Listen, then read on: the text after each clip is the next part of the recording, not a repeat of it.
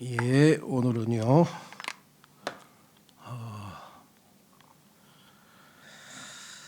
20번째 성경 구절은 마태복음 11장 24절이죠. 11장 14절. 마태복음 11장 14절 구절인데 이 구절은 상당히 뭐라고 표현해야 되나 논란도 있고 좀 어렵습니다. 그래서 좀 신앙생활을 하던 사람들 중에는 이 구절에 이것과 맞부딪혀서 여러 가지 이제 혼란을 겪을 수가 있어요. 그래서 뭐 우리나라뿐만 아니라 해외에 계신 여러 지체들하고도 만나면은 꼭 이런 걸 물어봐요. 자, 그러니까 핵심 얘기는 뭐냐면 마태복음 11장 14절에 이렇게 되어 있습니다. 그런즉 만일 너희가 그것을 받아들일 의지가 있다면 이 사람이 오기로 되어 있던 엘리야니라. 자, 침례인 요한에 대한 얘기죠. 예수 그리스도께서 오실 것이라고 하는 것을 선포하도록 하나님이 보내신 일꾼, 그게 이제 침례인 요한이라는 사람인데, 요한이라는 사람이 이 하나님의 예수 그리스도의 선두주자라 그러죠. 예수님보다 이제 먼저 와서 메시아가 오실 것을 이제 알리고 다니는 그 역할을, 전령자, 메신저 역할을 담당하던 사람이었는데, 그 사람이 구약 시대의 말라기서라고 하는 성경의 마지막 책에 예언되어 있던 오기로 예언된 엘리야입니까? 아닙니까? 왜냐하면 지금 예수님이 오셨잖아요. 그러면 예수님 오시기 전에 요한이 나타나서 예수님을 전했으니까 그럼 구약에서 말씀하신 대로 예수님 오기 전에 오신다고 하는 엘리야가 이 사람입니까? 하고 이제 확인하고 싶어서 사람들이 이제 물어봤을 거 아니겠어요? 그렇죠? 그런데 문제는 엘리야에게 물어보니까 엘리야가 뭐라고 했냐면 아니라 이거야. 자기는 당신이 엘리야냐? 침례인 요한한테 직접 물어봤죠. 사람들이 물어보니까 아니라고 답변했어요. 근데 예수님께서는 오기로 한 엘리야가 이 사람 맞다고 또 얘기했어요. 근데 오늘은 또 맞다고 한 게 아니라 너희가 그것을 받아들일 의지가 있다면 이 사람이 오기로 되어 있는 엘리야니라. 그러니까 이게 확실하게 또 엘리야라고 답변을 하신 것도 아니에요. 그렇죠? 여기에서는 한 곳에서는 엘리야라고 했고 한 곳에서는 오기로 되어 있던 엘리야가 될 수도 있다. 왜냐하면 받아들일 의지가 있다면. 문제는 여러분도 다 아시다시피 이 엘리야를 이 침례인 요한을 유대인들이 받아들이지 않았잖아요. 그러니까 결과적으로는 엘리야가 아니라는 얘기가 되는 거예요. 그래서 침례인 요한이 엘리야냐 아니야를 놓고 논쟁을 많이 벌였는데 그것은 의외로 쉽게 해결이 됩니다. 그것은 뭐냐면 처음에 엘리야가 올 때 이 침례인 요한이 올 때 그 사람에 대해서 자 한번 확인해 보겠습니다. 누가복음 1장 15절. 누가복음 1장 15절에서 보시면 여기에 단서가 있어요. 누가복음 1장 15절에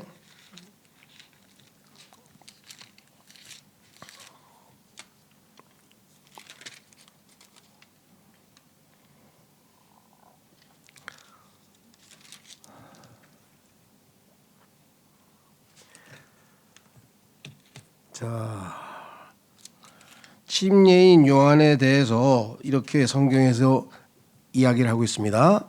15절에 이는 그가 주의 목전에서 위대해질 것이요 포도주나 독주를 마시지도 않을 것이기 때문이라. 그리고 그는 심지어 그의 어머니의 태에서부터 성령님으로 충만해지리라.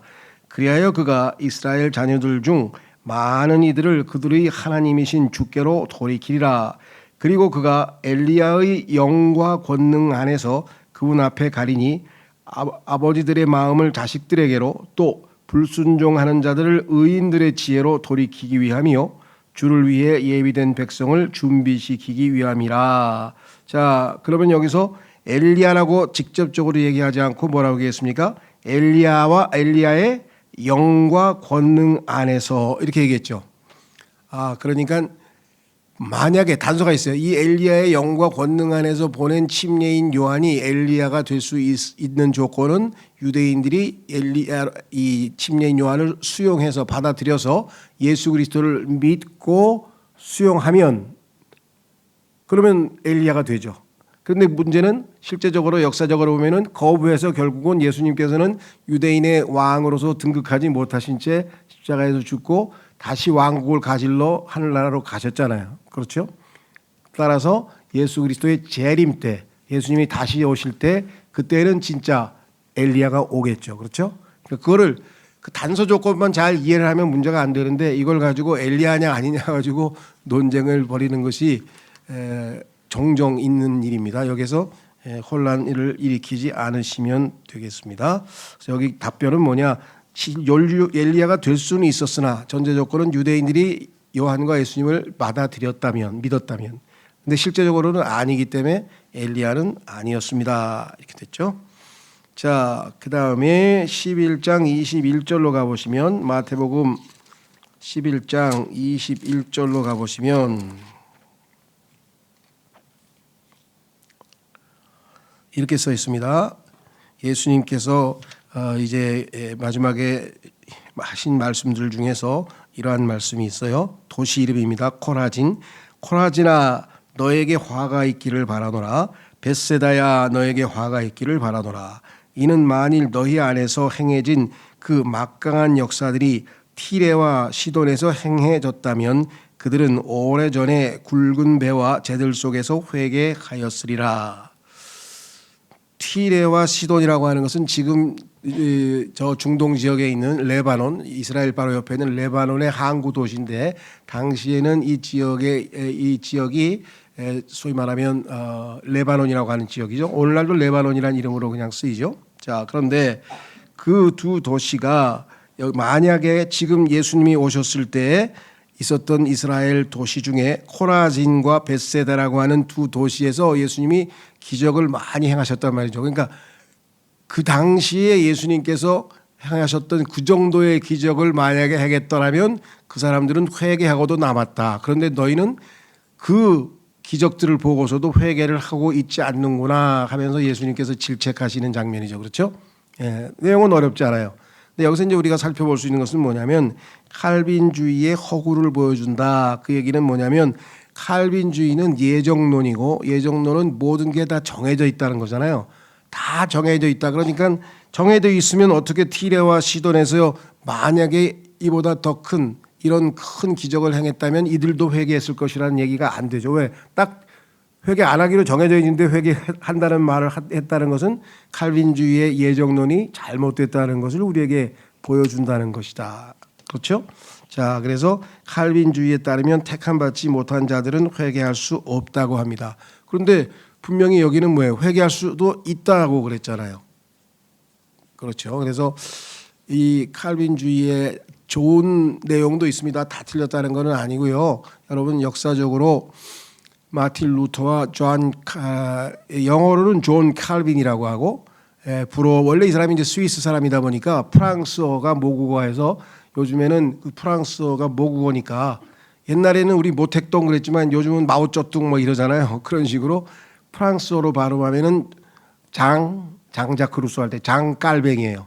영어로는 존 칼빈인데 장깔뱅이라고 요즘은 많이 해요. 장깔뱅이라고 하는 사람은 스위스 사람이니까 그 사람이 많은 유익한 일도 좋은 훌륭한 것도 했지만 그중에 제일 잘못된 것 중에 하나는 바로 이 예정론인데 자, 예정론이라고 하는 것은 자, 성경에서 일반 사람들이 오해하기는 뭐라고 예정이 되어 있느냐. 자, 하늘나라 갈 사람과 지옥에 갈 사람이 미리 다 예정이 돼 있다.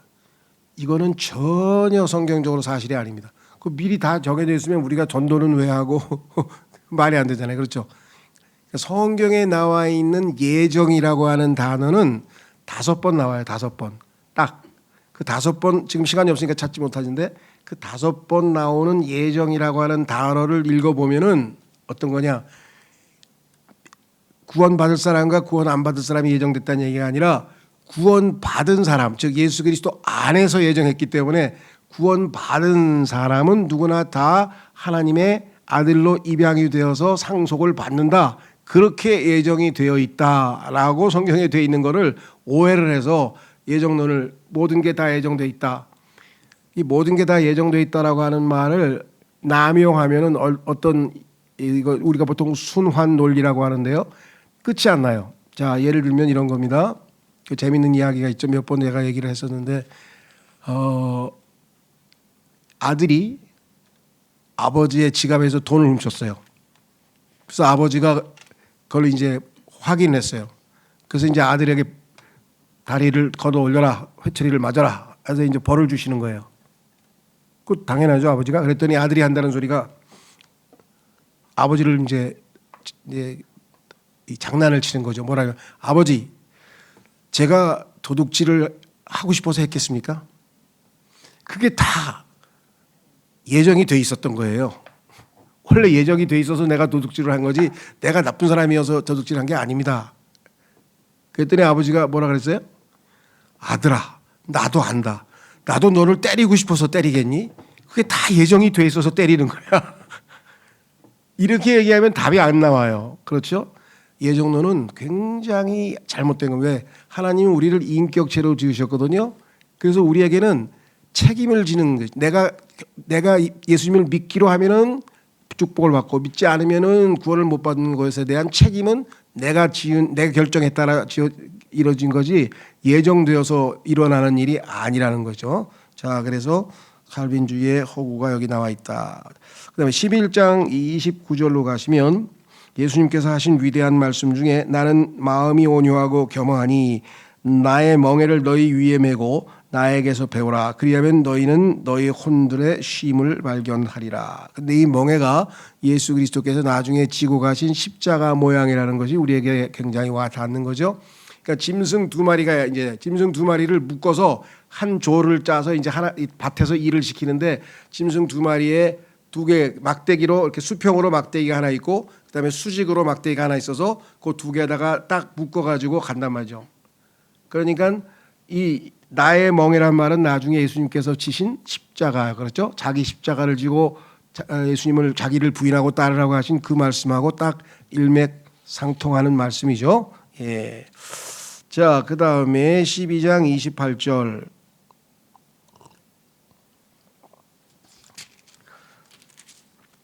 마태복음 12장 28절에 의하면 이렇게 써 있습니다.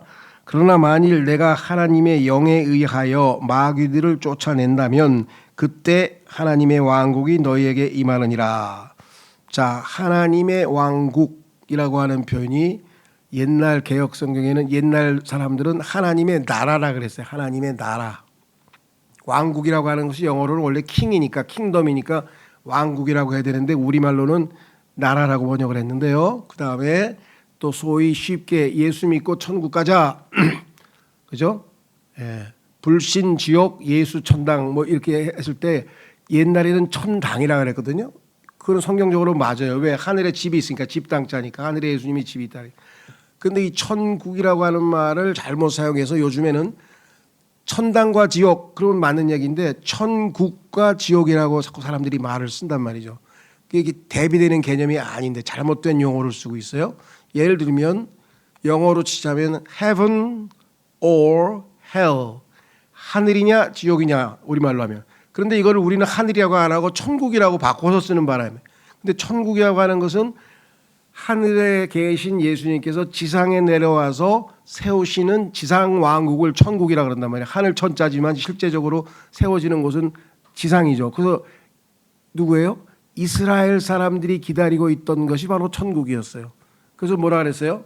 마태복음에서 회개하라, 천국이 가까이 왔느니라. 왜? 하늘에서 예수님이 지상에 오셨잖아요. 그러니까 이제 여기다가 천국을 세우실 거 아니에요. 조건은 뭐예요? 이 예수님을 메시아로 받아들여서 믿으면 이스라엘 국가가 천국이 되는 거죠. 세워지는 거죠. 예. 문제는 뭐가 있느냐? 하나님께서 성경에 나와 있는 왕국은 소위 말하면 두 가지가 있어요. 하나는 하나님의 왕국이 있고 하나는 하늘의 왕국이 있어요. 이제 하늘을 한문으로 해서 천국을 하늘의 왕국이라고 이제 우리가 풀었으면은 하나님의 왕국, 하늘의 왕국. 하나님의 왕국은 영적인 왕국이에요. 눈에 보이는 게 아니에요. 그래서 성경에서는 성령님 안에서 의와 화평과 기쁨이라. 하늘의 왕국은 이 지상에서 의로우신 왕이 다스려서 모든 사람들이 가난하고 부하고 이런 거 없이 아주 골고루 다 잘 사는 태평성대, 그렇죠? 태평성대 그렇게 말하는 물질적인 왕국이에요. 그렇죠? 자, 그런데 역사가 길어요. 처음에 자, 하나님께서 만드신 왕국은 처음에는 하늘의 왕국이었죠. 왜? 땅을 창조하셨잖아요. 그 지상에다가 하나님께서 지으셨으니까, 세상을 지으셨으니까. 근데 문제는 아시다시피 사람 속에다가 하나님께서 영을 지으셨죠. 그러면 이제 사람은 영적인 존재잖아요. 그리고 하나님은 영이시잖아요. 그러니까 하나님께서 인간의 영을 통해서 다스리시는 보이지 않는 하나님의 왕국과 이 지상에서 먹고 살고 경제적인 활동을 하고 물질적인 왕국이 동시에 존재했었어요. 창세기에서. 그런데 창세기 3장에서 인간이 죄를 지어서 영이신 하나님과 단절이 됐다 이 말이에요. 그래서 하나님의 왕국은 거기서부터 사라져버린 거예요. 자, 그래서 거기 교재에 보시면 자 23번 교재에 보시면 뭐라고 써 있습니까? 2번, 1번, 2번, 3번. 3번에 가보면은 이렇게 써 있죠. 창세기 3장부터 마태복음 1장까지는 하나님의 왕국은 없고, 하나님의 왕국이 왜 없어요? 인간이 죄를 지었기 때문에 하나님과 교제가 단절돼 버렸잖아요. 그러니까 영적인 왕국은 없어져 버린 거예요. 그러면 마태복음 1장까지만이냐? 왜? 예수님께서 하나님의 왕국을 가져오셨잖아요. 다시. 그러니까 예수님께서 오셨을 때에는 하늘의 왕국, 하나님의 왕국 두 가지가 동시에 임하고 있는 거예요. 자, 반대로 사도행전 7장부터 휴거까지는 하늘의 왕국은 없습니다. 그 얘기는 뭐냐면 유대인들이 예수 그리스도를 거부했기 때문에 이제 예수님께서는 셋째 하늘에 가 계시기 때문에 지상에 안 계시기 때문에 물질적인 왕국은 없어요. 그 대신 성령님으로 말미암은 영적인 왕국, 거듭나면 들어가는 영적인 왕국만 있게 되는 거죠. 이 두 가지를 구분해야 되는데 이것을 구분해서 가르치는 데가 거의 없어요. 자, 그런데 상식적으로 생각해 보세요. 하나님의 왕국하고 하늘의 왕국하고 똑같다고 한다면 하나님은 살아계신 인격체시고 하늘은 물질 세계인데 어떻게 우리나라 사람들은 하나님을 잘 몰랐으니까 우리는 예를 들면 하나님이 두려우신 줄 알라, 그렇게 죄를 짓지 말고 바르게 살아라 할 수 있지만 우리나라에서는 옛날에서는 뭐예요? 이놈아 하늘 무서운 줄 모르느냐 해서 하늘을 하나님처럼 생각을 했을 뿐이지 다른 거잖아요. 그렇죠? 물질적으로. 자, 두 가지가 다르다. 이걸 구분해야 되는데 자, 여기 보시면요. 교재로 가보시면 마태복음 6장 33절에도 너희는 먼저 하나님의 왕국과 그분의 의를 먼저 구하라. 그렇죠? 인간에게 있어서 제일 중요한 것은 먼저 하나님의 왕국, 그 다음에 로마서 14장 17절 금방 제가 말씀드렸죠. 하나님의 왕국은 성령 안에서 의와 화평과 희락이라 이렇게 얘기했습니다. 그래서 영적인 왕국을 말하고 있고요. 반면에 이 지상에서 예수님께서 유대인들을 백성으로 해서 세우실 왕국은 하늘의 왕국입니다. 그래서 드디어 예수님께서 재림하실 때에는 하나님의 왕국과 하늘의 왕국이 동시에 통일돼서 이제 통일 왕국이 다시 이루어지겠죠. 그렇죠? 예. 자, 그 다음에 14장 25절 마태복음 14장 25절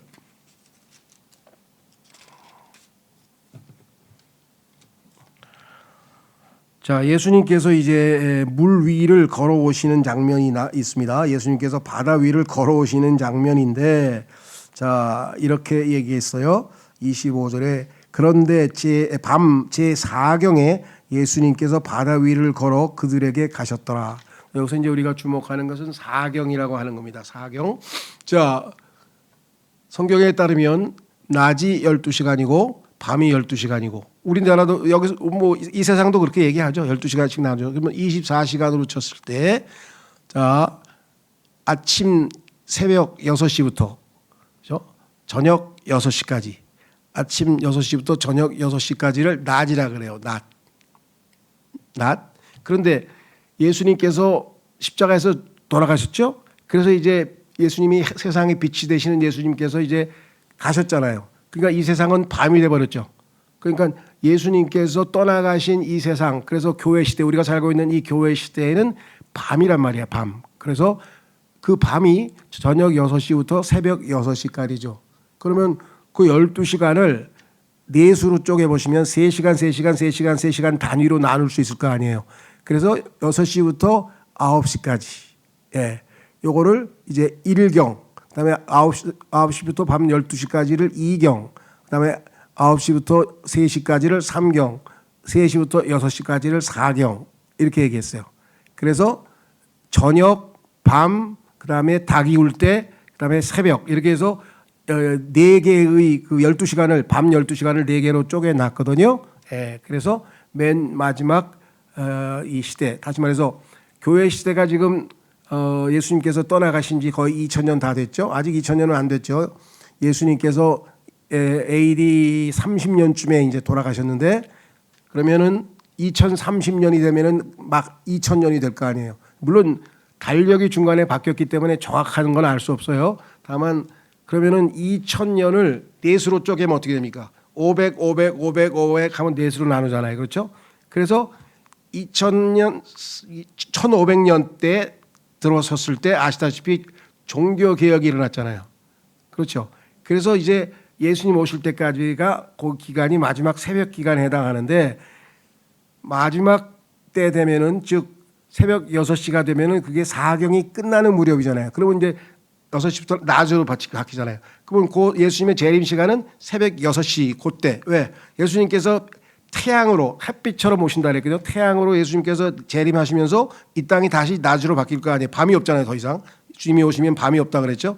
그러면 완전히 새로운 출발을 하게 되지 않겠어요? 그러면 제4경에 예수님께서 바다 위를 걸어줬다는 말은 저 위에 셋째 하늘에서 지금 현재 우리가 덮고 있는 이 지구 위를 덮고 있는 그 지구 위가 있으면은 우리가 대기권이라고 하는 하늘이 있죠. 이것을 성경에서 첫째 하늘이라 그랬죠. 그다음에 소위 말하면 대기권, 공기가 없는 대기권에서 두 번째 하늘이 있는데 그 하늘에는 뭐가 있느냐? 어마어마한 물이 있다 그랬죠. 성경에.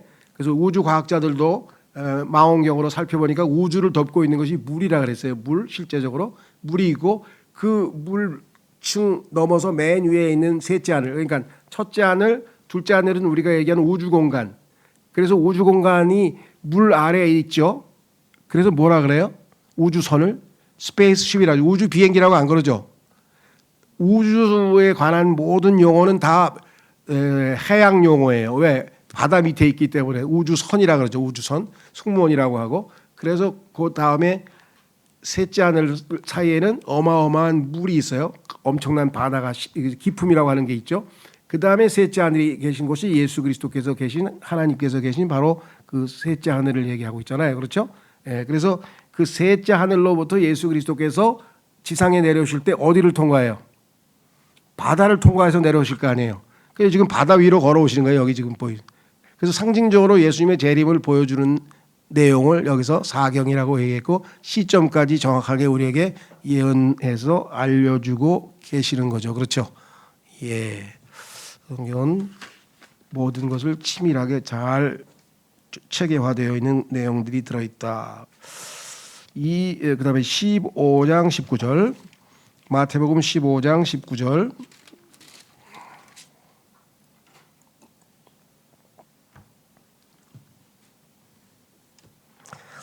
(15장 19절에) 이렇게 얘기했습니다. 예수님께서 사람의 마음속에 뭐가 들어있는지를 보여주셨어요. 이는 마음에서 악한 생각들, 살인들, 간음들, 음행들, 도둑질들, 거짓 증거, 신성 모독들이 나오기 때문이라. 이것들이 사람을 더럽히는 것들이라. 그러나 씻지 않은 손들로 먹는 것은 사람을 더럽히지 아니하느니라. 식사를 할 때 사람들이 손을 안 씻고 먹으니까 율법을 어겼다 하고 막 따지고 드니까 예수님께서 진짜 사람을 더럽히는 것은 그게 아니고 사람 속에 있는 이와 같은 더러운 것들이다 하면서 쭉 얘기를 해주셨잖아요. 그렇죠? 예. 사람들은 이걸 읽으면 얼마나 불편할까요? 사실은 사실인데도 불구하고. 자, 그래서 여기 오늘 설명 교재에 보시면 인간의 본성이 거듭남을 통해 하나님의 성품으로 대체되지 않으면 인간에게는 답이 없습니다. 왜? 인간 속이 이렇게 잘못된 것들로 가득 차 있다고 예수님이 말씀하셨잖아요. 그러니까 이런 것들이 이 땅에 있는 수십억의 지금 80억의 인구가 하루에 몇 개씩만 바깥으로 내보내도 이 세상은 하나님 보시기에는 엄청나게 더러운 것이겠죠. 그렇죠? 그래서 이 우리의 더러운 마음을 정화, purify, 정화시키는 것은 사도행전 15장에 보면은 우리의 마음이라 그래서 예수님을 믿으면 이 마음을 정화시켜 주셔가지고 우리가 이제 깨끗한 마음을 가질 수가 있는 것이겠죠. 자, 그래서 여러분들이 잘 아시는 소위 말하면 이 논쟁 중에 아마 한 번쯤은 다 들어보셨을 것 같아요. 인간은 본래적으로 선하냐 악하냐, 이거를 우리가 성선설 성악설이라고 하는 논쟁이라 그러죠. 인간이 선한 존재냐 악한 존재냐 했을 때 동양에서 제일 똑똑한 학자 중에 맹자라고 하는 거죠. 공자의 제자 중에 맹자라고 하는 사람은 성선설을 주장했어요. 인간들이 봐라 얼마나 착한가. 어려운 사람이 있으면 자기 거 내주려고 그러고 뭐 구덩이에 빠져 있는 사람은 가서 건져주기도 하고 자기 희생을 하지 않느냐. 예를 들면 우리 뭐 이수연 씨 같이 일본 사람들 그 지하철에서 떨어질 때 자기가 대신 죽고 막 구해주고 그러잖아요. 그 인간이 선행하는 사람 많죠. 예. 그래서 성선설 원래 선했는데 그런데 왜 이 세상이 이 모양 이 꼴이냐 그랬더니 한다는 소리가 사는 환경이 악하니까 경쟁 사회가 돼가지고 서로 뺏고 치고받고 막 이렇게 그러니까 환경이 나쁘니까 인간이 악하게 됐을 뿐 원래는 선하다. 이것을 우리가 성선설이라 그래요. 근데 이렇게 주장했던 사람 중에 서양 사람 중에 제일 유명한 사람은 장작 루소라고 하는 사람이에요. 장작 루소라는 사람이 그랬고 동양 사람 중에서도 무슨 소리냐. 인간은 원래부터 악하고 갓난애기 봐라. 그냥 한 살도 두 살도 안 돼가지고 그냥 지 것만 챙기고 그냥 다 뺏으려고 그러고 막 그 이기적이고 욕심 부리는 게 애기인데 뭐가 인간이 선하냐 악하지 라고 해서 성악설을 주장하는 사람이 있는데 그 사람을 순자라고 하는 또 학자가 하나 있었어요. 그 다음에 서양으로 가면은 기독교 소위 말해서 성경에서는 인간을 성악설 지금 예수님께서 말씀하셨잖아요. 너희는 악하다 하고 제자들에게도 악하다고 했으니까 성경은 성악설이 맞죠. 그래서 우리는 태어나면서부터 뭐예요? 인간은 악한 존재예요. 그래서 기회만 주어지면 악한 일을 얼마든지 자연스럽게 해낼 수가 있어요. 근데 지금은 과거에는 사회나 교육이나 이런 걸로 통제했는데 지금은 막 너무나 사람들을 자유분방하게 키워놓으니까 정말 이거는 뭐 악이 관영해서 상상을 초월하는 악들이 지금 우리에게 범람하고 있다는 사실을 우리가 알 수 있죠. 그렇죠? 자, 그래서 성경에 뭐라고 써 있는가 한번 확인해 보겠습니다. 예레미야 17장 9절 성경에 단서가 아주 나와 있어요. 정확하게 예레미야 17장 9절. 그래서 자, 사람들이 기독교를 싫어하고 성경을 싫어하는 이유는 뭐냐?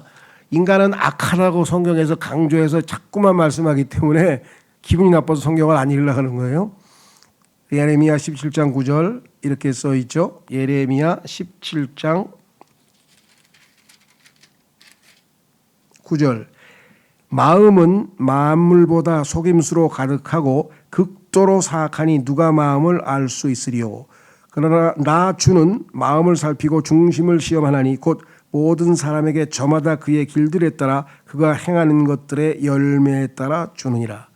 그래서 인간은 예수님을 믿고 거듭나야지 다시 태어나야지만 깨끗한 마음을 받아서 이제 믿음으로 살 수 있지. 그렇지 않으면 인간의 노력 갖고는 그저 겉으로 조금 도덕적으로 올바르게 살지만 실제 속으로는 그게 아니잖아요. 그렇죠? 그런 것들이 가득 차 있죠. 자, 다시 교재로 돌아오시면 마태복음 16장 6절. 마태복음 16장 6절.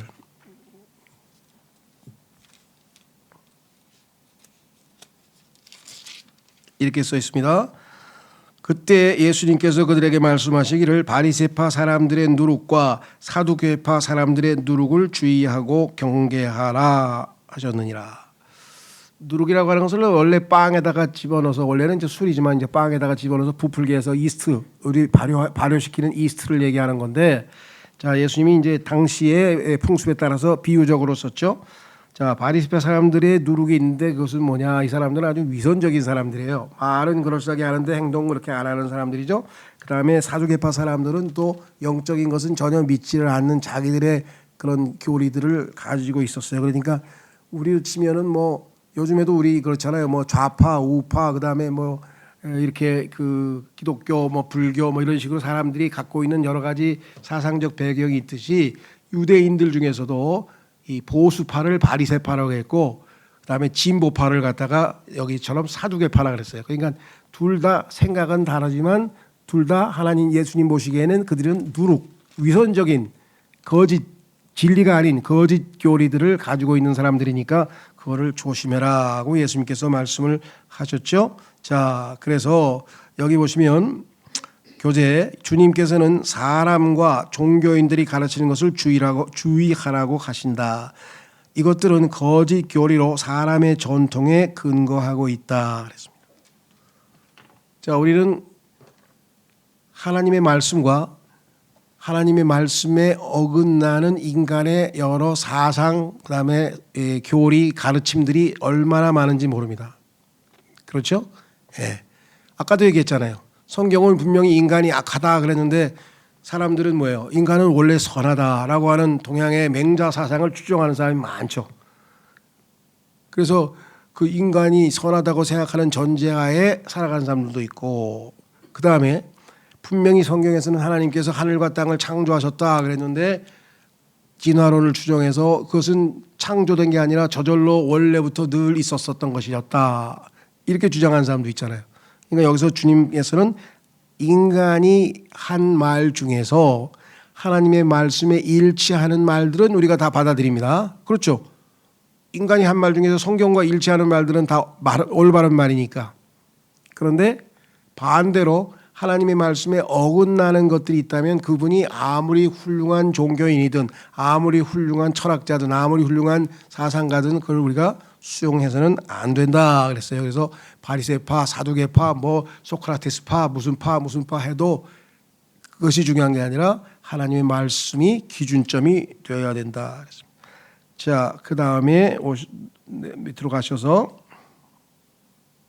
16장 18절. 마태복음 16장 18절에 가면은 인류 역사, 특히 2000년 기독교 역사에서 또 어마어마한 논쟁이 된 그러한 구절입니다. 이게 자, 뭐라고 되어 있나 보세요. 또 내가 너에게 말하노니 너는 베드로라. 그리고 내가 이 반석 위에 나의 교회를 세우겠으니 지옥의 대문들이 그것을 대적하여 승리하지 못하리라. 그리고 내가 하늘의 왕국의 열쇠들을 너에게 주겠노라. 그리하면 내가 지상에서 묶는 것은 무엇이나 하늘에서 묶일 것이요 내가 지상에서 푸는 것은 무엇이나 하늘에서 풀릴 것이라. 자, 여기에 보시면 예수님께서 마치 베드로 위에 교회를 세우는 것처럼 얼핏 보면 그렇게 되어 있어요. 그렇죠? 자, 그래서 여러분 잘 아시는 것처럼 로마 가톨릭 교회는 베드로를 제1대 우리로 치면 초대 교황으로 정했어요. 왜냐하면 가톨릭은 나중에 생겼잖아요. 그러니까 나중에 생긴 사람들이 만든 사람들이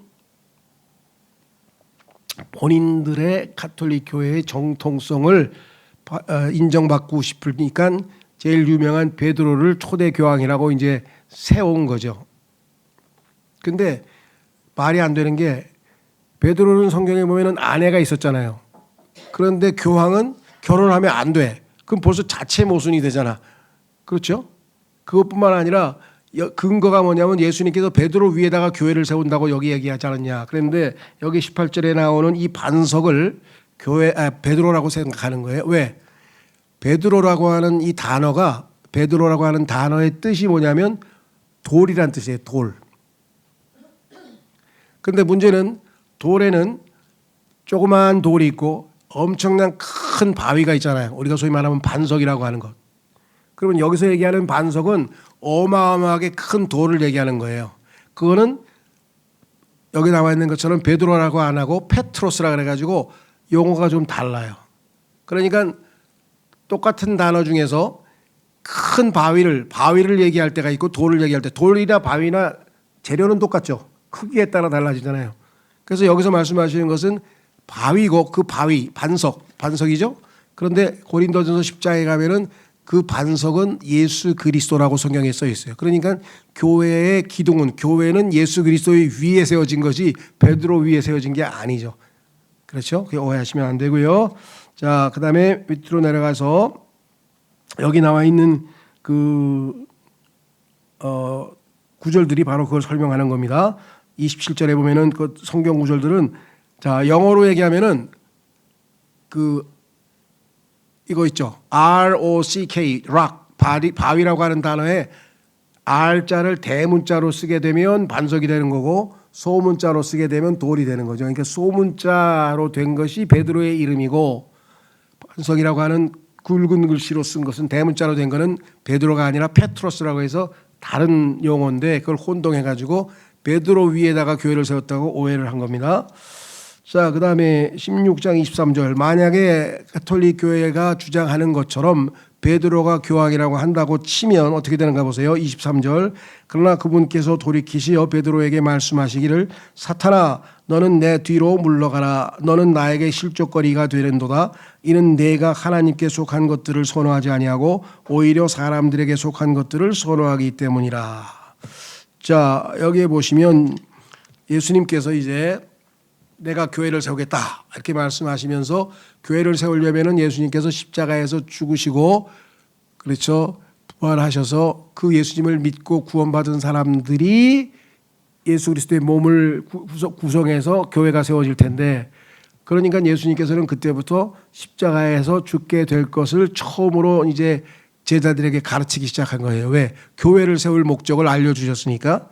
예. 그런데 뭐라고 얘기를 했느냐?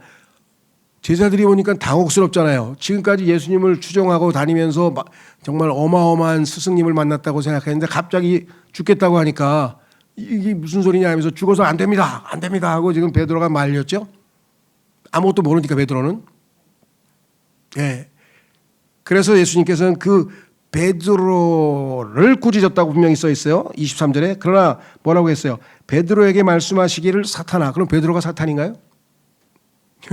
만약에 로마 가톨릭 교황이 베드로라고 한다면 교황이 사탄이 되어버리는 거잖아요. 그러니까 얼마나 어색하게 되느냐. 자, 중요한 거는 뭐였습니까?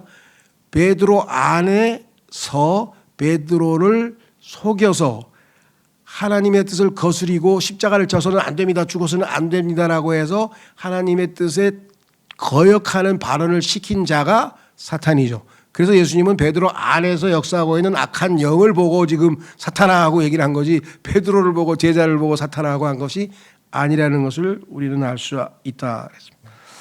자, 그 다음에 마태복음 17장 1절에서 15절. 자, 마태복음 17장 1절에서 5절은요.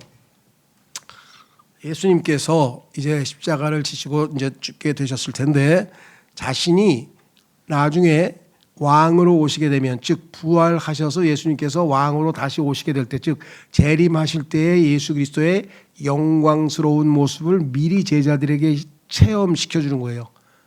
경험하게. 그래서 베드로 후서에 가면은 베드로가 이때의 체험을 간증합니다. 그때 내가 어마어마한 신비스러운 체험을 했다 그러면서 간증을 하는 내용이 바로 이거예요. 이게 왜 그러냐?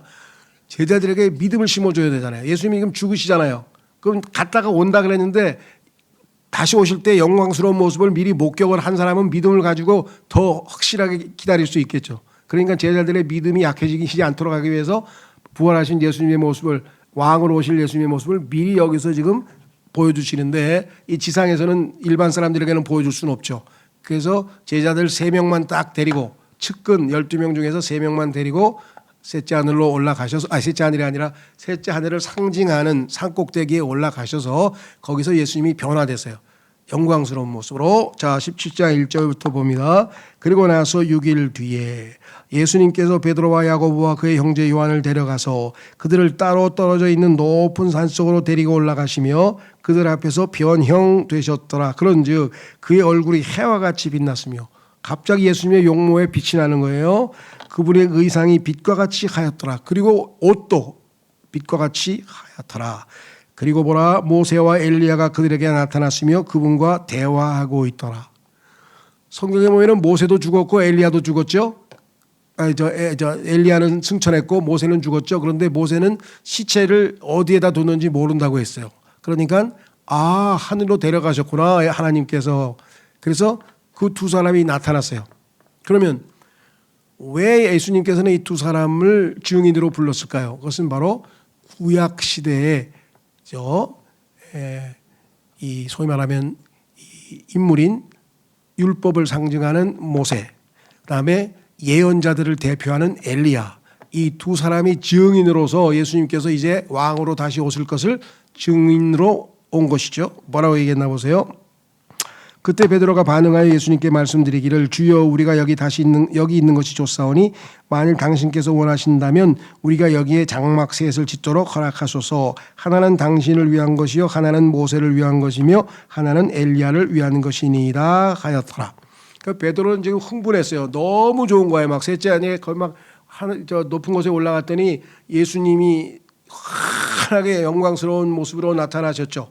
게다가 구약에 그들이 아주 그냥 존경하고 섬기는 모세가 다시 살아 나타났죠. 그다음에 엘리야가 나타났죠. 그러니까 야, 딴 데 가지 말고 저 밑에 가면은 또 싸우고 뒤지고 볶고 아유 막 시끄러운 세상 가기 싫고 우리 그냥 여기서 삽시다. 주님 여기서 살면 안 됩니까? 하고 여기다가 장막을 짓고 살자고 자기 편의에 따라서 자기가 너무 좋아서 그랬는데 사실은 예수님께서는 뭐라고 말씀하셨습니까? 5절 보라 그가 아직 말하는 동안에 밝은 구름이 그들에게 그 눈을 들이었더라. 하나님께서 영광을 나타내시는 방식 중에 하나가 구름이죠. 그리하여 구름 속에서 나온 음성이 말씀하시기를, 이 음성이 하나님의 아버지라는 것을 알 수가 있어요. 왜? 이는 나의 사랑을 받는 아들이니, 예수님을 가리키면서 이는 나의 사랑을 받는 아들이니 내가 그의 안에서 매우 기뻐하노라. 너희는 그의 말을 들으라 하신 것을 보라. 그러니까 하나님께서 예수 그리스도가 재림하셨을 때 얼마나 영광스러움으로 나타나신 건지를 인정하고 하나님의 아들이라는 것을 정체성을 확인해 주셨죠. 누군가를 확인해 주셨다라고 하는 것을 우리가 확인해 볼 수 있습니다. 자, 그래서 다시 돌아오시면 이러한 내용들이 여기 나와 있는 성경 구절과 쭉 연관되어서 나와 있습니다. 그래서 예수 그리스도께서 주님의 몸된 교회를 데리러 오시는 공중 재림의 모습을, 영광스러운 모습을 미리 보여주셨다. 그 다음에 17장 11절, 이거는 아까 엘리야하고 똑같은 겁니다. 아까 했어요. 그러자 예수님께서 그들에게 대답하여 같이 말씀하셨더라. 참으로 엘리야가 먼저 와서 모든 것을 회복시키리라. 아니 그러면 예수님 오시기 전에 엘리야 온다 그랬는데 실제적으로 엘리야가 지금 와서 모세하고 같이 와 있죠. 그래서 계시록에 보면은 엘리야하고 모세라고 하는 두 사람이 증인으로서 마지막 예수님 오시기를 예비하고 있는 것이 요한계시록 11장에 나옵니다. 자, 다시 돌아가셔서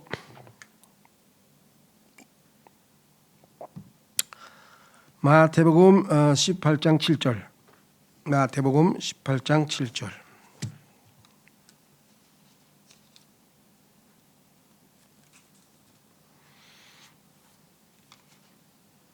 자, 이렇게 써 있습니다.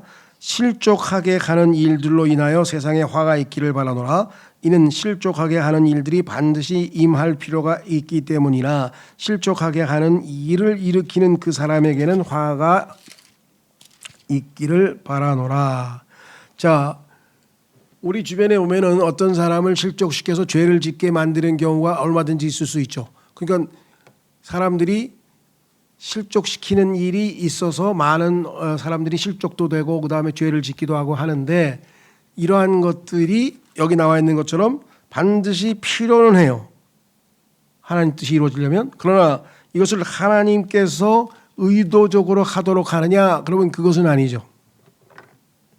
자, 예를 들어 볼게요. 제일 대표적인 거, 이것을 이제 우리가 신학적으로는 상당히 이제 좀 까다로운 문제이면서도 중요합니다. 중차대한데 뭐냐? 하나님의 뜻. 자, 하나님의 뜻에는 두 가지가 있어요. 하나는 하나님이 직접적인 뜻. 자, 성경에 보니까 하나님께서는 모든 사람이 구원을 받는 것이 하나님의 뜻이다. 하나님이 그렇게 원하신다. 이렇게 써 있어요. 그럼 이 세상에 있는 사람 80억 인구 중에서 한 사람도 안 남기고 다 구원받는 게 하나님의 뜻이야. 근데 실제로 그렇게 구원받나요? 그 중에서 구원받는 사람은 그냥 뭐 1%나 될까 말까 지금 그러잖아요. 그러면 99%는 구원도 못 받고 다 지옥에 간다? 그러면 그게 하나님의 뜻인가? 그것을 성경에서는 뭐라고 하느냐? 하나님의 허락하시는 뜻이라 그래요. 하나님께서 원하시지는 않는데 하나님이 정하신 원칙이 무엇입니까? 내 아들을 믿으라. 그러면 내가 너에게 영생을 주겠노라.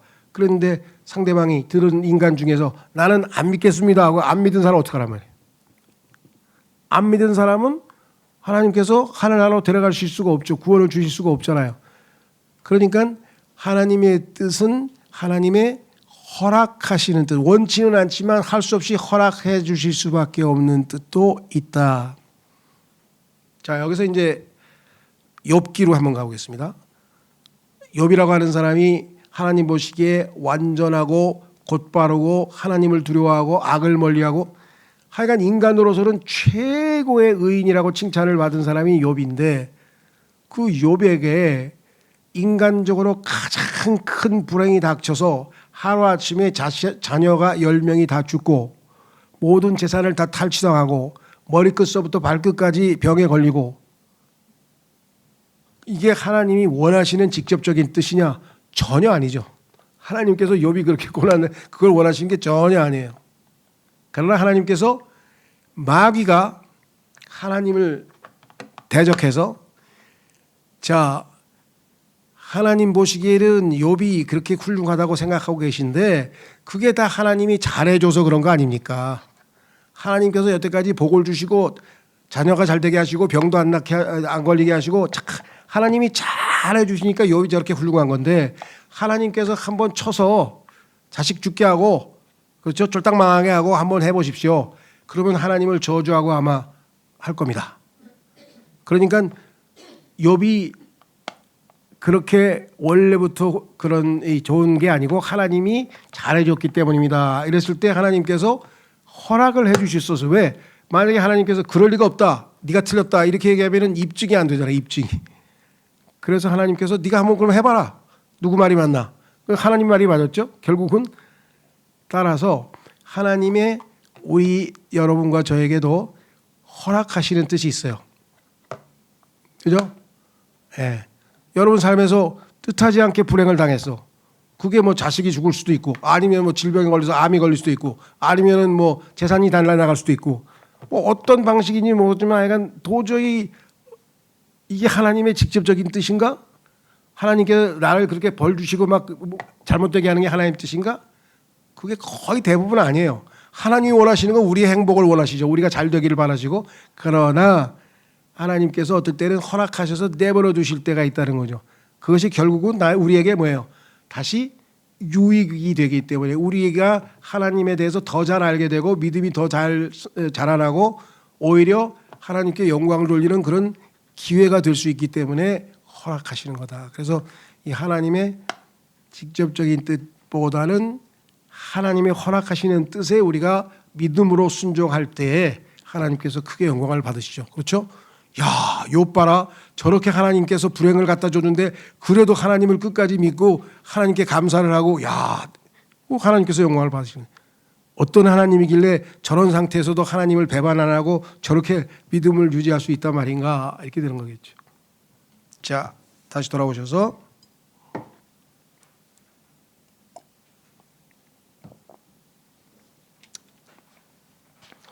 마태복음 18장 17절 마태복음 18장 17절 보시면요. 여기 소위 말하면 교회 안에서 성도들끼리 갈등이 발생했다. 교회 안에서 성도들끼리 의견이 엇갈렸어요. 그래가지고 그걸 가지고 뭐 좀 티각티각해요. 그렇게 됐을 때 이것을 어떻게 해결해야 되는가 성경에 써 있어요. 자, 보세요. 15절부터 보시면 써 있네요. 이뿐만 아니라 만일 너의 형제가 너를 거슬러 범법한다면 내 돈을 빌려가 가지고 안 갚어. 예를 들면 뭐 아니면 내 돈을 훔쳐갔어. 뭐 등등 어떤 방식이든지 간에 너와 그의 사이에서만 그의 잘못을 그에게 알려주라. 만일 그가 너의 말을 듣는다면 너는 너의 형제를 얻은 것이라. 광고하고 떠들고 다니지 말고 조용히 가서 너 이렇게 해서 이거 바로 잡아라. 그렇죠? 근데 16절 그러나 만일 그가 너의 말을 들으려 하지 않는다면 잘못한 것을 바로잡지 않고 그렇게 끝까지 우기면 그때 너와 함께 한두 명을 더 데려가라. 자, 한두 명을 더 데려가서 증인을 세우는 거예요. 나는 분명히 이 사람에게 이렇게 바로 잡으면 용서해 준다고 얘기를 했다. 이는 모든 말마다 두세 증인의 입으로 확립되게 하려 함이라. 하나님께서는 모든 것을 확정짓기 전에는 항상 증인을 내세워야 돼요. 요즘에 우리 재판할 때도 보면은 증인들이 엉터리로 증인하고 이러면 안 되잖아요. 그죠? 정확하게 증인이 내세워서 증인 앞에서 다시 한번 회개하라고 다시 한번 그 요구를 했는데 17절 이후에 만일 그가 그들의 말 듣기를 등한시한다면 그런데도 끝까지 안 하겠다는 거야. 그럼 할 수 없이 어떻게 됩니까? 그것을 교회에게 알리라. 그러면 교회에다 알렸어요. 그러면 이제 교회에서 회중들이 하는 거죠. 여기 나와 있습니다. 그러나 만일 그가 교회의 말 듣기를 등한시한다면 그런데 교회에서 뭐라 하냐면은 형제가 잘못한 거니까 그거 다 도로 갚어. 이렇게 결정을 내렸어요. 그런데 교회 말도 안 들어. 그러면 너는 그를 이교도와 세리같이 여기라 그랬습니다.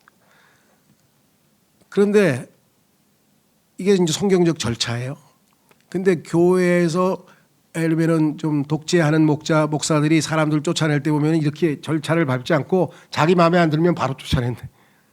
그게 아니죠. 가서 얘기하고 회개할 기회를 주고 두 번째 가서 증인 데리고 가고 그래도 안 하면 세 번째 교회에다 얘기했더니 이거는 우리 교회에 계속 다니기가 어려운데 교회에서 내보내자고 회개 안 하면 내보내겠다고 했는데도 끝까지 안 고치겠다 그러면 그때는 내보내는 거죠. 예, 근데 절차대로 안 하고 교회에서 이런 분쟁들이 성경적이지 않는 방식으로 처리되는 게 좀 안타깝죠. 자, 그다음에 우리는 이제 33번째 성경 구절 마태복음 9장 17절로 가겠습니다. 33절 마태복음 19장 17절이죠.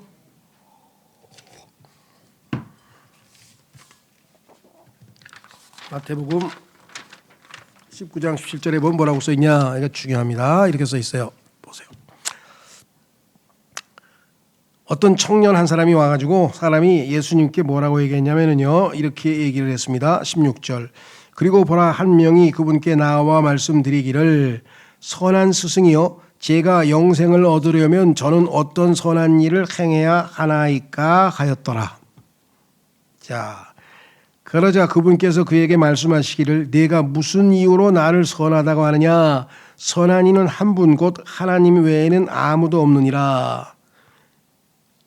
자, 만약에 이 사람이 예수님이 하나님이라고 하는 것을 알고 하나님은 선하시니까 예수님을 보고 선한 스승이라고 했다면 예수님의 신성을 인정하는 거죠. 그죠? 근데 여기는 그게 아니고 성경은 분명히 이렇게 예수님께서 말씀하셨는데 이 성경을 다 어떻게 고쳤냐면요. 16절 보세요. 17절 내가 무슨 이유로 나를 선하다고 하느냐 이렇게 지금 예수님이 질문을 했는데 예수님 성경을 고쳤어요. 뭐라고 고쳤냐? 선한 일을 왜 내게 묻느냐? 선한 일이라고 해서 예수님이 선하다고 왜 너가 나를 선하다고 하지? 선하신 분은 하나님 한 분밖에 안 계신데 그럼 네가 나를 하나님이라고 인정하는 거야? 이런 뉘앙스잖아요. 근데 그걸 전혀 다르게 성경을 고쳤어요. 그래서 성경을 함부로 고치면 안 된다. 그러면 예수님의 신성을 가려버리는 것이죠. 여기는 예수님이 하나님이라고 하는 것을 우리에게 보여주는 구절입니다. 다음에 19장 28절 이것도 아주 중요한 구절이네요. 왜냐 여기 보시면 이렇게 써 있네요. 27절부터 보시면 그때 베드로가 그분께 대답하여 말씀드리기를 보소서 우리는 모든 것을 저버리고 당신을 따랐나이다. 그러므로 우리가 무엇을 가지게 되리까 하였더라. 모든 것을 다 버리고 희생하고 주님을 따랐으면 무슨 보상 어떤 보상을 주실 겁니까? 그 보상에 대한 얘기를 지금 묻고 있죠. 예수님께서 이렇게 말씀하셨어요. 28절에 그러자 예수님께서 그들에게 이같이 말씀하셨느니라 진실로 내가 너희에게 말하노니 나를 따른 너희는 어떤 보상이 있느냐? 인자가 사람의 아들이죠. 인자가 예수님께서 자기 영광의 보좌에 앉을 때 영광의 보좌에 앉을 때는 예수님께서 지상 재림하셔서 그렇죠. 영광의 왕좌에서 염소와 양을 다 심판하시고 난 다음에 이 천년 왕국이 세워지는 거예요. 그러면 천년 왕국 되죠. 천년 왕국 때인 재생의 때에 너희 역시도 이스라엘의 12지파를 심판하면서 12보좌에 앉으리라. 이 사람들이 받는 보좌는 12제자들로서 하나님께서 특별한 보상을 해주시죠. 예수님 옆에 앉아서 재판을 보좌할 정도로의 지위를 허락하시겠다, 이런 뜻이겠어요. 근데 중요한 건 여기 뭐냐, 재생의 때라고 하는 말입니다. 자, 요 재생의 때라고 하는 말은 우리말로는 재생 그러면 재생에너지? 그 재생이 뭘까? 영어로는 다시 태어난다는 뜻이에요. 재생. 한문이 이제 재생. 그죠? 그래서 이 재생이라고 하는 단어는 영어로는 한 단어예요. 영어로는 re라면 again이죠. 다시. regeneration. 그래서 이걸 한문으로 중생이라고 그랬어요. 중생이라고 하는 한문으로 되어 있는데, 이거를 우리말 성경에서는 두 개로 다르게 번역했어요. 하나는 다시 태어나니까 거듭남이라고 번역했고, 사람에 대해서는 디도서 3장 5절에서 이 자연 세계에 대해서는 재생이라고 번역했어요. 자연 세계를 보고 다시 거듭남이라고는 이제 좀 용어가 어색하다고 생각한 것 같아요. 뜻은 이렇습니다. 자, 창세기로 돌아가 보시면 어떻게 됐어요? 하나님께서 인간이 죄를 짓자 어떻게 했습니까? 사람을 맨 처음에는 마귀를 저주했고, 그 다음에 여자를 저주했고, 남자를 저주했고, 그 다음에 마지막에 뭐예요? 이 땅을 저주하셨죠. 그래서 이 땅이 원래는 지금처럼 예를 들면은 그죠? 이 잡초가 나거나 아니면 뭐 독이 들어있는 독버섯이 나오거나 이게 아니었어요. 원래 자연 세계 자체가 아주 선하고 좋은 거였잖아요. 하나님 보시기에 좋았다 그랬잖아요. 근데 왜 여기에 보면은 마약 성분이 들어가 있고, 어떤 거 먹으면은 중독 물질이 들어가 있고, 어떤 거 먹으면은 뭐 몸에 안 좋은 게 들어가 있고, 이건 다 뭐예요?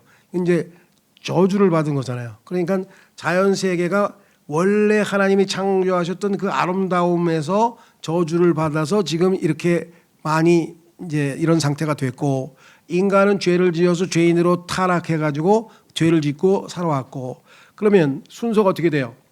이것도 생명력을 잃었고 이것도 생명력을 잃었는데, 예수님께서 오셔서 제일 먼저 하신 것은 주 예수 그리스도를 믿고 구원받으면 거듭나게 하죠. 다시 태어나게 하죠. 그러면 인간은 창세기 3장에서 죄 지었던 원래 아담이 아니라 이제 하나님의 아들로 다시 태어났잖아요. 그런데 우리가 살고 있는 지구는 뭐예요? 그대로잖아. 그러니까 이 지구는 예수님께서 천년왕국에 오셔서 다스릴 때 되면 이 지구도 어떻게 돼요? 거듭나서 다시 태어나서 원래 창세기 3장 이전에, 다시 말하면 죄짓기 이전에 에덴 동산처럼 돼야 될 거 아니겠어요? 이해가 되세요? 예. 그래서 그것을 재생이라는 거예요. 그때가 가면 얼마만큼 정말 뭐 기후학적으로 보면은 아주 뭐랄까 따뜻한 봄날만 지속이 될 것이고요. 그렇죠? 그다음에 뭐 하늘로부터 방사선 같은 거 전혀 없고 오염도 하나도 없고, 그렇죠? 그러니까 완벽한 환경으로 이제 주어지게 되는 때라고 성경에서 말씀을 했죠. 그러니까 자, 확인해 보겠습니다. 로마서 8장으로 가보시면 이 재생에 대해서 뭐라고 얘기하고 있느냐 이렇게 써 있어요.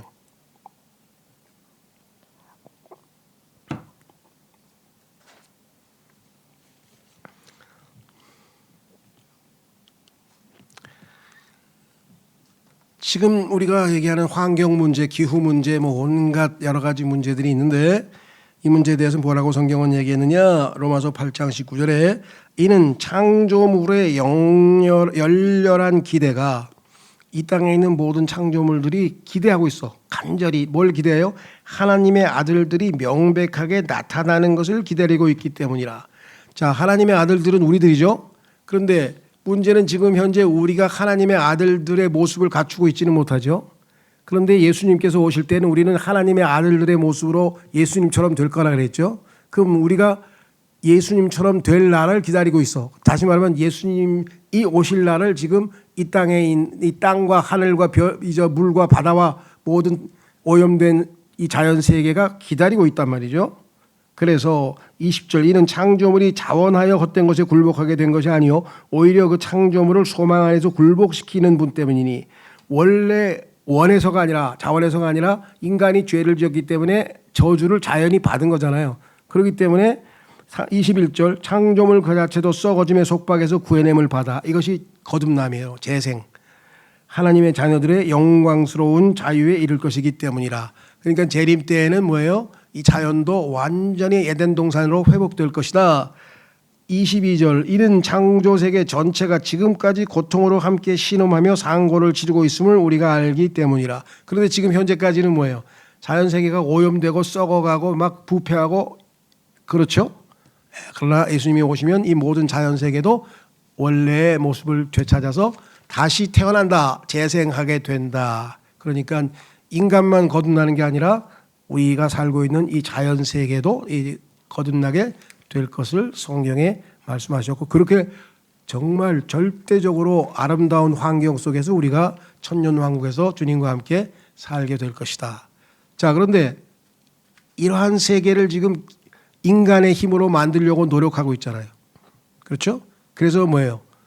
이 땅을 갖다가 무릉도원으로 만들고 싶어하고, 이 땅을 이 그리스 사람들이 기대했던 아틀란티스로 만들려고 하고, 로마 사람들이 기대했던 아카디아로 만들려고 하고, 천국으로 이 땅을 낙원으로 만들려고 하고, 기계 문명을 통해서 지금 인간이 별별 노력을 다 하지만 태평성대, 낙원, 천국 이런 모든 것들은 예수 그리스도께서 이 땅에 오실 때에 땅이, 이 지구가 완전히 거듭나서 새롭게 될 때야 비로소 이루어지는 것이지, 인간의 힘과 노력과 자연기술의 자연과학의 기술로 인해서 이루어질 일이 아니죠.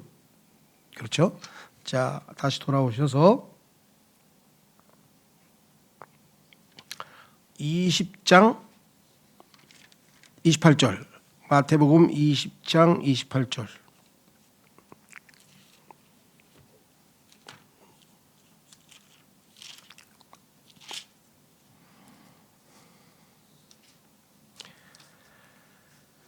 자, 여기 보시면 이렇게 써 있습니다. 이와 같이 인자도 섬김을 받으러 온 것이 아니라 오히려 섬기러 왔고 많은 이들을 위하여 자신의 생명을 하나의 속량값으로 주려고 왔느니라.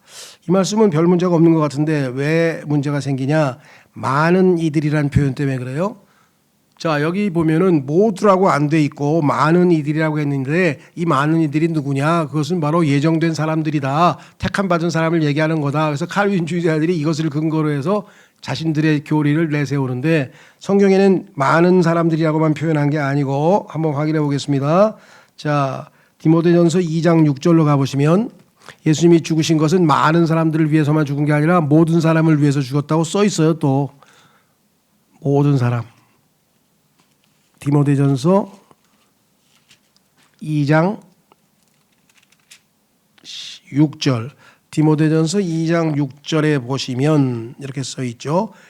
그분께서 모두를 위하여 하나의 속량값으로 자신을 주셨으니 합당한 때에 증언을 받으시리라.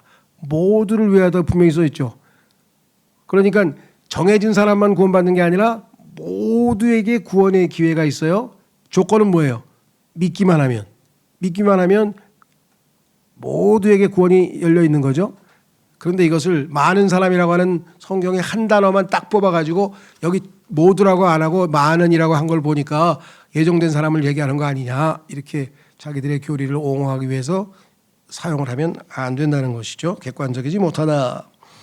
자, 다시 돌아오셔서 36번에 마태복음 21장 13절, 마태복음 21장 13절.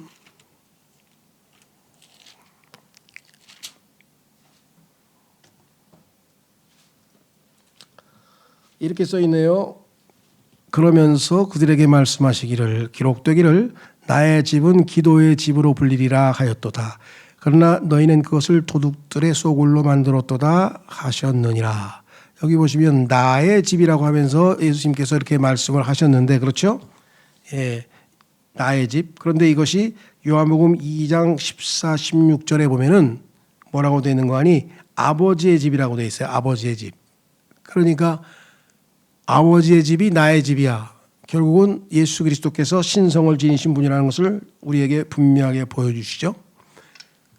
오늘날 예수 그리스도에 대한 두 가지의 2단 교리가 있는데 그것은 뭐냐면 첫째, 예수 그리스도는 하나님이시다. 즉 예수님의 신성을 믿지 못하는 사람들이 있어요. 그런데 그들 중 상당수가 교회를 열심히 다니는 분들이야 또. 희한하죠? 자, 이 사람들을 우리가 자유주의자 또는 현대주의자라고 합니다. 그 우리나라에서도 이런 거예요. 예를 들면 서양의 유명한 슈바이처 박사 같은 사람들도 뭐라고 얘기했냐면 예수님은 정말 본받을 만한 훌륭한 분이시지만 역사적 예수님만 믿는다. 그 얘기는 실제 인간으로서 예수님만 믿고 뭐 무리를 걸었다든가 뭐 예수님께서 뭐 죽은 자를 살렸다든가 뭐 이런 것들은 우리가 그냥 예수님의 그 교훈으로 예수님께서는 능력이 있으시다 뭐 이렇게 얘기를 해야지 그게 사실은 아니다. 이렇게 믿는 사람들을 우리가 자유주의자라고 해요. 그러니까 예수님은 하나님으로 믿는 게 아니라 소위 말하면 위대한 인류의 스승, 종교 지도자, 종교의 창시자, 기독교의 창시자로서 예수님을 믿는 사람들이 있어요. 우리나라에 그쪽에 속하여 있는 교회들 중에 상당수가 있는데 그게 기독교 감리교라든가 기독교 감리교 또는 기독교 장로교. 그러니까 장로교 일부, 기독교 일부는 자유주의자들이어서 이 사람들은 예수님을 신성을 안 받아들이고 그저 예수님의 인성만 받아들이고 훌륭한 분으로 믿는 사람들이 있어요. 그런데 반대로 예수님이 참 하나님이시다라는 것만 믿고 예수님은 인간이 아니시다. 인성은 또 안 받아들이는 사람들이 있었어요. 초대교회 2단. 그래서 예수님이 육체로 오신 것을 믿지 않는 사람도 2단이라고 요한일서에 써 있어요. 그러니까 예수님은 참 하나님이 인간의 몸을 입고 이 땅에 오셔서 똑같이 우리와 같은 인간으로 사신 분, 신성과 인성을 다 갖추신 분, 이래야 성경적인 교리가 되는 거죠. 자, 다시 돌아오셔서 21장 13절 마태복음 21장 13절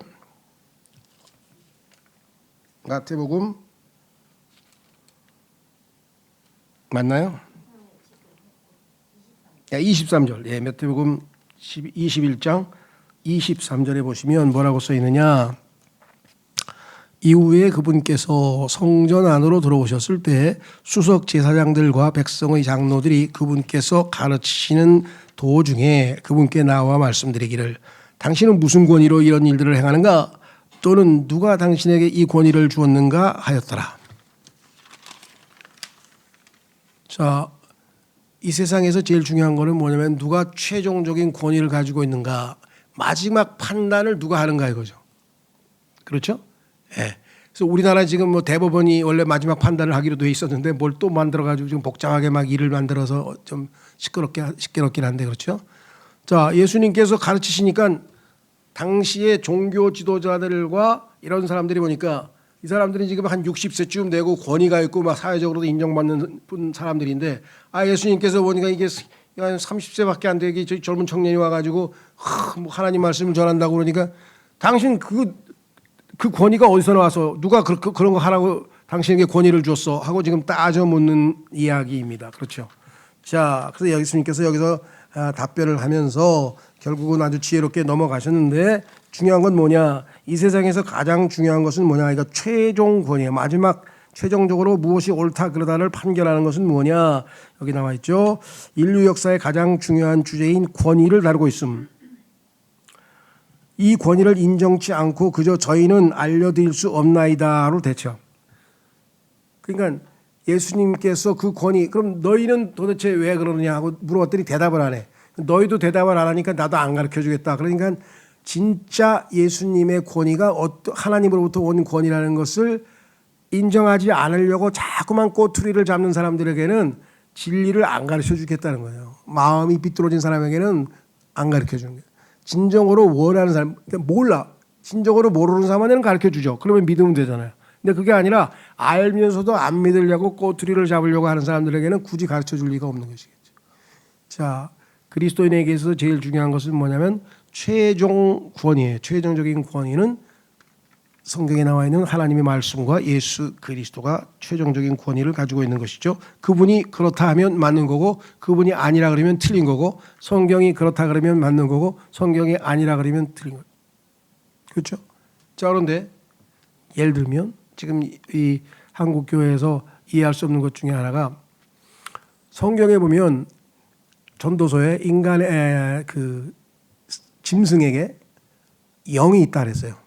짐승의 영과 사람의 영의 차이에 대해서 이야기를 하고 있는 게 전도서에 기록이 나와요. 근데 한국 교회의 모든 곳에서는 짐승은 영이 없다고 가르쳐요. 그래서 인간만이 영적인 동물이다. 그래서 하나님은 영이시고 인간은 영이 죽었지만 이제 거듭나면은 영적인. 근데 성경에 보면은 짐승의 영도 있거든요. 그러니까 짐승도 영이 있지만 그 영은 초월적이지가 않아서 죽으면 인간의 영은 하나님께로 회귀되지만 죽으면 이 영은 하나님께로 회귀되지 않고 밑으로 내려가는 거죠. 그러니까 서로 다른 영이라는 것을 인정해야 되는데 동물 자체는 아예 영이 없다라고 가르치는데 그게 무슨 권위로 그렇게 단정을 짓냐 이거죠. 성경의 권위에 따르면 짐승에도 영이 있다라는 것이죠. 그런 것들을 성경에 근거해서 판단하자 이 말이에요. 모든 것을. 자, 다시 돌아옵니다. 21장 42절 21장 42절 보시면 예수님께서 그들에게 이같이 말씀하시느니라 너희는 성경 기록들 안에서 건축자들이 거절한 돌 바로 그것이 모퉁이의 머릿돌이 되나이다. 이것은 주께서 행하신 일이요 그것은 우리의 눈에 놀랍나이다 한 것을 전혀 읽어보지 아니하였느냐 알았느냐. 여기서 이제 우리가 주목할 것은 모퉁이의 머릿돌. 자, 보통 건축물은요 모퉁이하고 머리하고는 다른 거죠. 놀랍게도 모퉁이, 자 사각형이면 모퉁이가 네 군데 있잖아요. 그렇죠? 그럼 위로 올라가서 사각형, 즉 정사각형 건물이다 그러면은 위에도 모퉁이가 4개 있는 거잖아요. 그렇죠? 그런데 피라미드라고 하는 건물은 모퉁이가 4개 있는데 이렇게 돼가지고 피라미드가 됐으니까 맨 위에 모퉁이면서 동시에 머리야. 맨 위에 머릿돌이면서 동시에 모퉁이돌이 되는 건축 구조물이 바로 피라미드죠. 그래서 예수님께서 여기에서 암시하고 있는 거예요. 이거는 이제 나중에 더 정말 깊이 찾아봐야 되는데 피라미드는 바로 하늘나라의 즉 새 예루살렘의 건축 모습과 유사하다라고 하는 것을 알 수 있고요. 다만 여기서 한 가지 짚고 넘어갈 것은 참조로 에베소서 3장 18절에 가보십시오. 자, 여기는 찾지 마시고요. 그냥 자, 여러분 어떤 건물이 있는데 그죠? 정사각형의 그 물건은 이거를 넓이라 그러죠. 예를 들면 정사각형이 있다 그러면 요건 넓이, 요거는 길이. 그러면 세로는 길이, 가로는 넓이. 그렇죠? 그다음에 뭐예요? 위로는 높이. 그러면 3차원이죠. 높이, 넓이, 길이.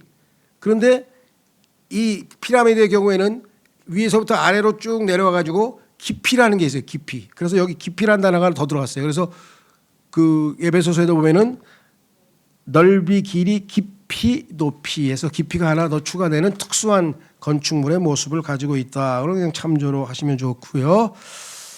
정말 뭐 우리가 나중에 새 예루살렘을 봐야 또 확인해 보겠죠. 그 다음에 39번에 22장 15절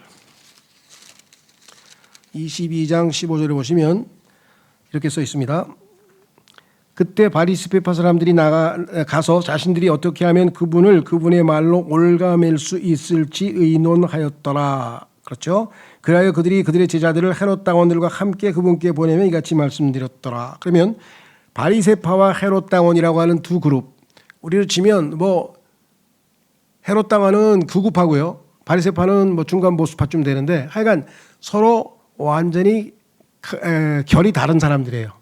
그런데 예수님을 올가매려고 할 때는 힘을 합치는 거야. 신기한 거죠. 그렇죠? 자, 그래서 여기 나와 있는 내용은 그렇습니다. 모든 종교 지도자들은 예수님을 올가매고자 시도할 때 동일한 방법을 사용함. 즉 이들은 진리를 얻고자 하려는 목적이 아니라 그저 죄에 대한 알리바이를 얻고자 함. 예수님께 질문을 하기를 하는데 진리를 배우고 싶어서가 아니라 예수님 말을 꼬투리를 잡아가지고 자기들이 죄가 없음을 알리바이를 삼으려고 하는 시도를 한다는 거죠. 이게 마음이 비뚤어진 거죠. 하나님 앞에서 올바른 마음 자세가 아니죠. 그렇죠? 뭘 질문을 해요. 복음을 전하면 예수님을 안 믿겠대. 그래 이렇게 해서 질문을 해. 그러면은 이 질문에 대답해 주면 믿을 거야. 그러면 아니 대답해 줘도 안 믿는 거야. 그러니까 그거는 꼬투리를 잡으려고 하는 진짜 알고자 하는 마음이 아니죠. 그런 사람은 하나님 앞에 나와도 하나님께서 알려주실 수가 없는 거예요. 그게 종교 지도자들의 속된 말로 하면 심보죠. 자, 그 다음에 40번. 이건 또 중요한 내용이네요. 창세기 22장 29절 30절. 창세기 22장 29절 30절에 보면은 이렇게 써 있습니다. 예수님을 골탕 먹이기 위해서 무슨 질문을 했느냐? 23절부터 보세요. 예수님을 골탕 먹이려고 하는데 뭐라고 질문했느냐? 23절. 같은 날 부활이 전혀 없다고 말하는 사두개 사람들이 그분께 왔더라. 그러니까 부활을 믿는 사람들이 바리새파고 부활을 안 믿는 사람들이 사두개파인데 그리고는 그분께 여쭈며 이같이 말씀드렸더라. 스승이여, 모세가 말하기를 만일 어떤 남자가 자식들이 없이 죽으면 그의 형제가 그의 아내와 결혼하여 그의 형제에게 씨를 일으킬지라 하였나니라.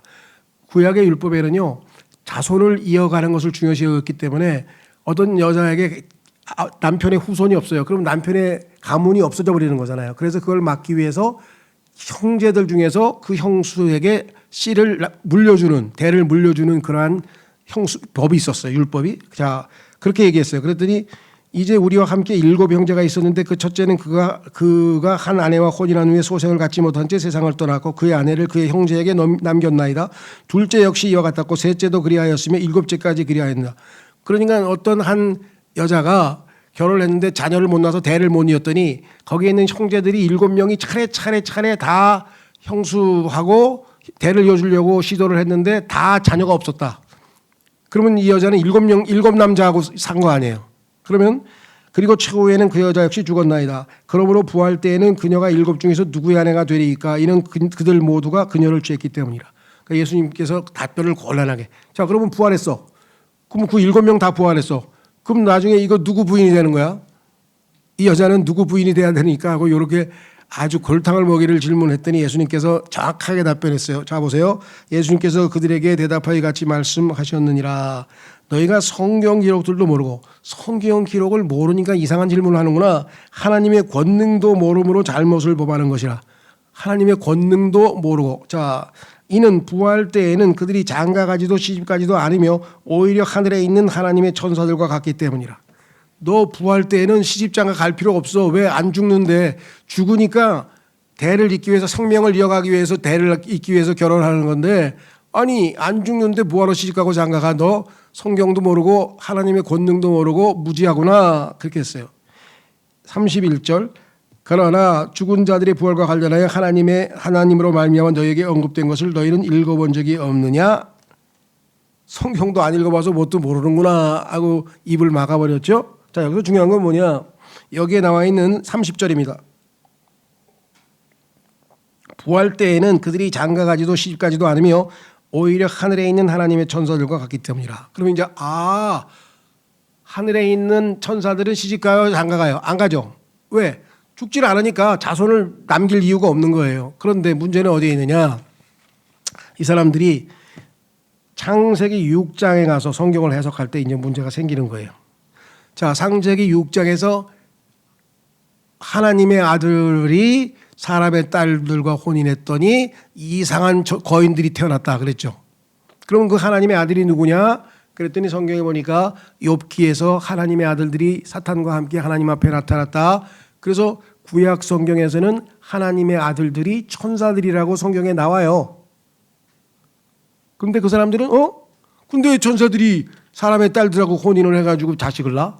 여기 시집가지도 않고 장가가지도 않는다 그랬는데 그러니까 그것은 하나님의 아들들은 경건한 셋의 자손이고 경건치 아니한 카인의 자손은 사람의 딸들이고 그래서 혼인해가지고 그래서 이 세상에서도 믿는 남자가 안 믿는 여자랑 안 믿는 남자가 믿는 여자랑 결혼하면은 하나님께서 잘못됐다고 얘기하는 거다. 여기다 갖다 붙이는데 그건 전혀 아니죠. 그 얘기하고 상관없고요. 중요한 건 뭐냐?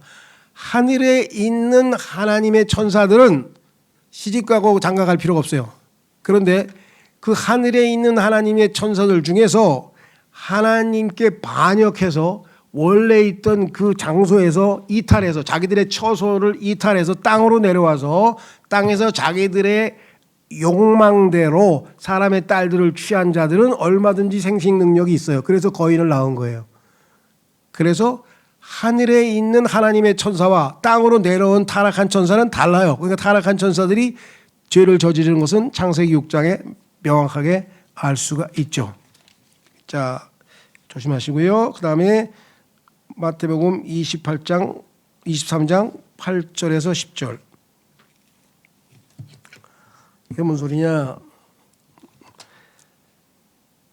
그러나 너희는 랍비라고 불리지 마라. 랍비라고 하는 말은 스승이라고 하는 히브리 말이죠. 이는 너희의 스승은 한 분 곧 그리스도이기 때문이라. 그런즉 너희 모두는 형제들이라. 그리고 땅 위에서 어떤 사람도 너희의 아버지라고 부르지 말라. 이는 너희의 아버지는 한 분이시요 그분께서는 하늘에 계시기 때문이라. 또한 너희는 스승들로 불리지도 말라. 이는 너희의 스승은 한 분 곧 그리스도이기 때문이라. 즉 이 땅에 있는 종교 지도자들에게 아버지라고 부르거나 스승님이라고 부르거나 랍비라고 부르는 것은 잘못됐다고 예수님이 가르쳤어요. 그렇죠? 예. 그런데 지금 이 세상에 있는 종교 지도자들 중에서 거룩하신 아버지라고 불리는 분이 계셔. 그게 교황님이셔. 교황님에게는 Holy Father라래. Holy Father. 거룩하신 아버지. 그런데 그 거룩하신 아버지라는 Holy Father라는 단어는 예수님께서 요한복음 17장에서 마지막 순간에 하나님 아버지께 기도할 때 Holy Father, 거룩하신 아버지여 하고 예수님이 하나님을 부를 때 사용하는 용어를 인간인 교황에게 사용하면 되겠어요? 안 된다고 지금 성경에서 했잖아요. 스승님 그것도 안 돼. 랍비 안 돼. 그러니까 종교인들이 높임을 받는 것은 하나님의 뜻이 아니에요. 바울 보고도 뭐라 그랬어요? 사도 바울이긴 하지만 형제 바울이요 하고 불렀잖아요. 물론 그의 직책 때문에 성경에 보면은 장로라고 부를 때도 있어요. 그러나 그것이 그 사람의 직책을 얘기하는 것이지 지위, 사회적인 지위를 얘기하는 게 아니잖아요. 그렇죠? 이걸 조심하셔야죠.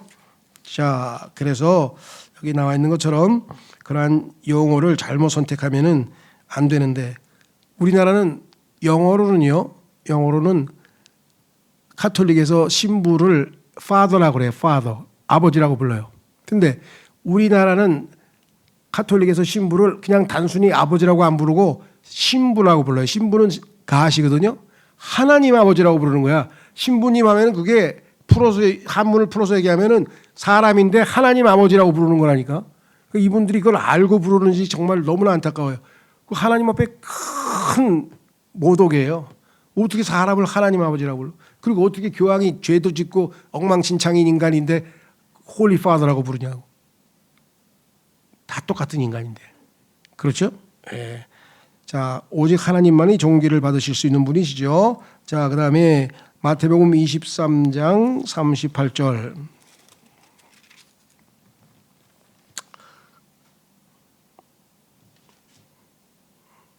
자, 38절 보라 너희 집이 너희에게 황량하게 남겨줬도다 이렇게 얘기를 했죠. 다시 말하면 여기 하나님께서 허락하신 하나님의 집 성전도 또 하나님의 이름을 두실 예루살렘도 다 이러한 곳들이 예수님이 계실 때의 의미가 있는 것이지 예수님께서 거기를 떠나버리시면 어떻게 되겠습니까? 더 이상 하나님의 집도 아니고 아버지의 집도 아닌 것이 되는 거예요. 그러니까 중요한 거는 예수님께서 임재하시는 게 중요하지 어떤 특별한 장소가 중요한 게 아니라는 거예요. 그렇죠. 여러분 어떠세요? 여러분이 집에 계신다. 그런데 집에서는 여러분께서 하나님의 임재 가운데 성령님께서 여러분 앞에 내주하시고 하나님 아버지 제가 오늘 하나님 앞에 기도하러 나왔습니다 하고 기도할 수 있잖아요. 그럼 여러분의 가정집이고 여러분의 방 안이지만 거기가 바로 하나님이 계신 곳이죠. 그렇죠. 그런데 어떤 사람이 거듭나지도 않았어. 구원도 못 받았어. 그런데 예배당에 와가지고 엎드려가지고 하나님의 집에 왔습니다. 나를 복 주소서, 우리 아들 잘 되게 해주시고 우리 남편 사업 잘 되게 해주시고 막 열심히 기도했어. 그러면 그 기도는 뭐 꽝이죠, 꽝. 왜 하나님 안 계시잖아. 무슨 말이 이해가 되셨어요? 예, 그러니까 하나님의 임재가 중요한 거다 말씀했습니다. 마지막은요, 24장 14절. 마지막 24장 14절에 보시면 이렇게 써 있습니다. 그리하면 이 왕국 복음이 모든 민족들에게 증거로서 온 세상에 선포되리라. 그러고 나서 그때 끝이 오리라. 자, 예수님의 제자들이 질문을 했어요. 언제가 마지막이냐? 다시 말해서 예수님께서 소위 말하면 마지막 때에 대해서 우리에게 좀 알려달라고 얘기를 했죠. 3절에 보면은 이렇게 얘기했죠. 우리에게 알려주소서, 언제 이런 일이 일어나리까? 우리가 당신께서 오시는 것의 표적과 세상 끝의 표적이 무엇이리까? 하면서 정말 마지막 때에 대해서 질문을 했을 때 예수님이 하신 말씀이 아까 읽었던 내용 중에 무슨 말씀이 있었냐면요, 14절에 이 왕국 복음이 모든 민족들에게 증거로서 온 세상에 선포되리라. 그리고 나서 그때 끝이 오리라. 그래서 사람들은 왕국 복음을 전하러 가자, 그래야 예수님이 오신단다, 이렇게 생각을 해요. 그러니까 이 땅에 있는 많은 선교사님들이 뭔가 성경적으로 깊이 있게 성찰이 안 된 상황에서 왕국 복음을 전 세계의 모든 민족이라 했잖아요. 그렇죠. 그래서 전 세계의 모든 사람들에게 가서 왕국 복음을 전해가지고 예수님이 빨리 오시도록 하자, 뭐 이런 내용으로 기도도 하고 결단도 하고 해요.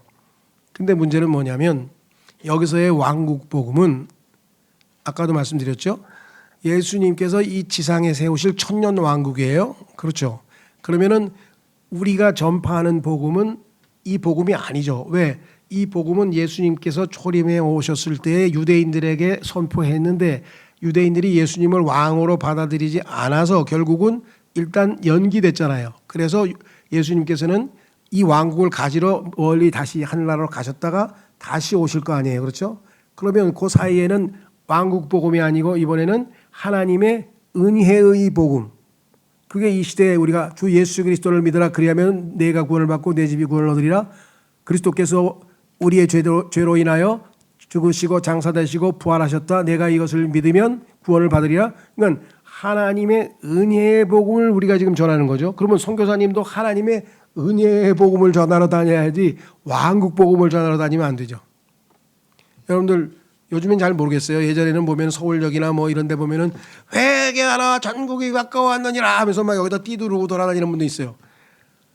그 열심은 알겠어. 난 속은 잘 모르겠지만.